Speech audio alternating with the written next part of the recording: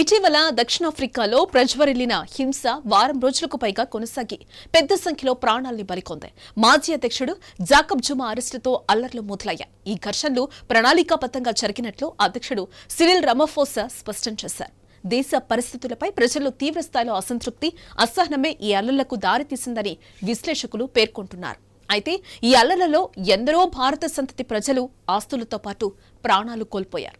ఈ ఘర్షణలకు భారత సంతతి ప్రజలకు ఏంటి సంబంధం?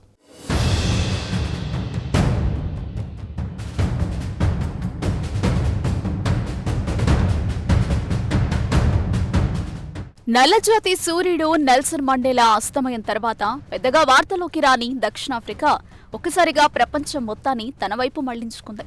ఇటీవల దక్షిణాఫ్రికాలో ప్రజ్వరిల్లిన హింస వారం రోజులకు పైగా కొనసాగి పెద్ద సంఖ్యలో ప్రాణాల్ని బలికొంది. ఇందులో భారత సంతతి ప్రజలు ఆస్తులతో పాటు ప్రాణాలు కోల్పోయారు. అల్పసంఖ్యాకులైన శ్వేత జాతీయుల పాలన ముగిసి 1994లో ప్రజాస్వామిక పందాలోకి మారిన దక్షిణాఫ్రికాలో భారీ స్థాయిలో హింసాత్మక ఘటనలు చోటు చేసుకున్నాయి.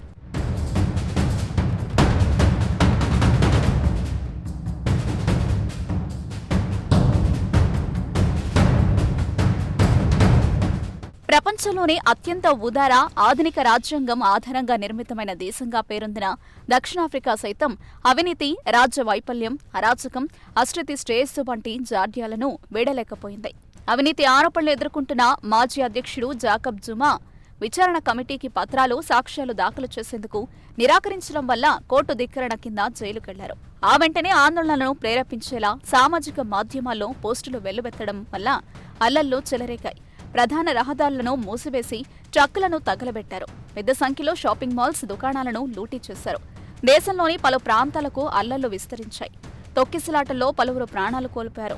భారీ ఎత్తున అరెస్టులు జరిగాయి. అల్లర్లు ప్రణాళికాబద్ధంగా జరిగినట్లు అధ్యక్షుడు సిరిల్ రమఫోసా స్పష్టం చేశారు. జైలుకెళ్లిన జూమాతో భారత నేపథ్యమున్న వ్యాపారవేత్తలకున్న అనుబంధం భారత సంతతి ప్రజల్ని లక్ష్యంగా చేసుకుని దాడులు చేయడం ఈ ఉదంతంలో అనుమాన కోణాల్ని పెంచింది.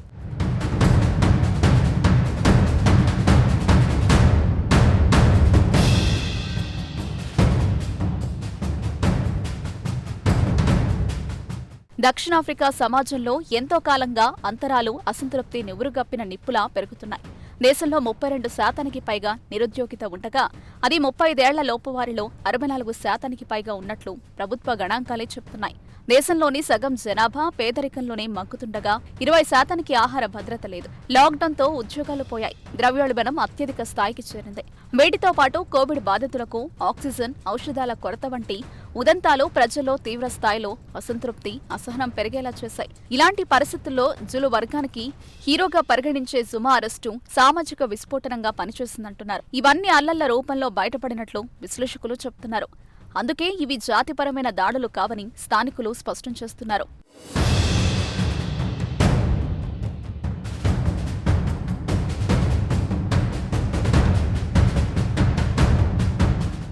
దేశార్థికాన్ని అస్తవ్యస్తం చేసి అధ్యక్షుడు సిరిల్ రమఫోసా విఫలమైనట్లు ముద్రవేయాలనే రాజకీయ కుట్రలు కావచ్చనే ఆరోపణలు ఉన్నాయి. ఈ మొత్తం వ్యవహారంలో జాకబ్ జుమా అరెస్టుకు, అవినీతి ఆరోపణలకు భారతీయ లంకే ఉండడం విశేషం. భారత సంతతి వ్యాపారవేత్తలైన అతుల్ గుప్తా, అజయ్ గుప్తా, రాజేష్ గుప్తా సోదరుల పేరు వినిపిస్తోంది. ఉత్తరప్రదేశ్లోని షహారాన్పూర్కు చెందిన గుప్తా సోదరులు 1993లో దక్షిణాఫ్రికా చేరారు. చెప్పుల అమ్మకాలతో మొదలుపెట్టి కంప్యూటర్ల వ్యాపారంలోకి ప్రవేశించారు. రాజకీయ సంబంధాలు పెంచుకోవడం వల్ల వ్యాపారం ఇంతలింతలైంది. విమానయానం, ఇంధనం, గనులు, టెక్నాలజీ, మీడియా రంగాలకు విస్తరించారు. జుమాతో పెరిగిన పరిచయం మరింత ఉన్నతికి దారితీసింది.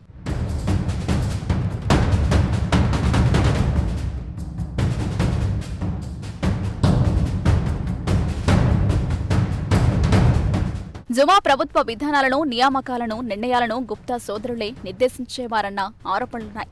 వీరి సాయంతో జుమా కూడా భారీగా ప్రయోజనం పొందారన్న విమర్శలు ఉన్నాయి. దేశాధినేతల రాకపోకలకు ఉద్దేశించిన సైనిక వైమానిక స్థావరాన్ని 2013లో గుప్తా సోదరుల కుటుంబ వేడుకలో వాడుకోవడం గగ్గోలు రేపింది. 2017లో 1,00,000 ఈమెయిళ్లు లీకేజీ వ్యవహారంతో గుప్తా సోదరులు జుమా సర్కారును ప్రభావితం చేసిన తీరు బయటపడేసరికి జుమా, గుప్తా సోదరులకు వ్యతిరేకంగా నిరసనలు చెలరేగాయి.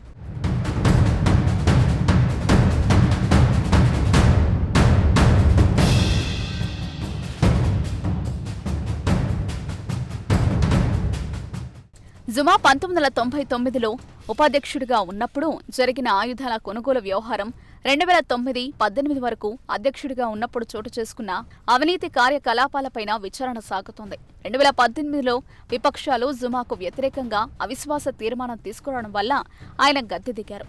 దాంతో గుప్తా సోదరులు దుబాయ్ పారిపోయారు. ఇంటర్పోల్ రెడ్ కార్నర్ నోటీసు సైతం జారీ చేసింది. వారిని తీసుకొచ్చేందుకు దక్షిణాఫ్రికా సర్కారు యుఏఈ ప్రభుత్వంతో నిందితుల మార్పిడి ఒప్పందాన్ని సైతం కుదుర్చుకుంది.